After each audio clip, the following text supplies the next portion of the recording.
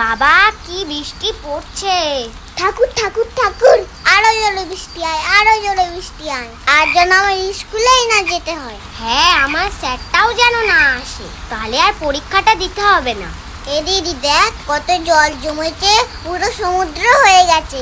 চল তাহলে নৌকা বানাই। বাবা তুই নৌকাও বানাতে পারিস? আরে ধুর পাগল, কাগজের নৌকো, চল দেখবি। এই দেখ আমার নৌকোটা আগেই যাবে। বানালাম আমি, আর তোর নৌকো আগে যাবে। এই তোরা খেতে আয়, খাবার বেড়েছি। খিচুড়ি খিচুড়ি। ওমা আমার তো শুধুই খাবার হয়ে গেল, আর কিছু দেবে না? দেবো তো, গরম গরম মাছ ভাজা। কি মাছ মা, বালিশ মাছ নাকি? আরে ওটা বালিশ না, ইলিশ। তুই বেশি জানিস। এই থাম তোরা, এনে। আমাকে বড় দেখে দেবে কিন্তু। বাবান, আমি মাছটা বেছে দিই। আমি কি ছোট আছি এখনো?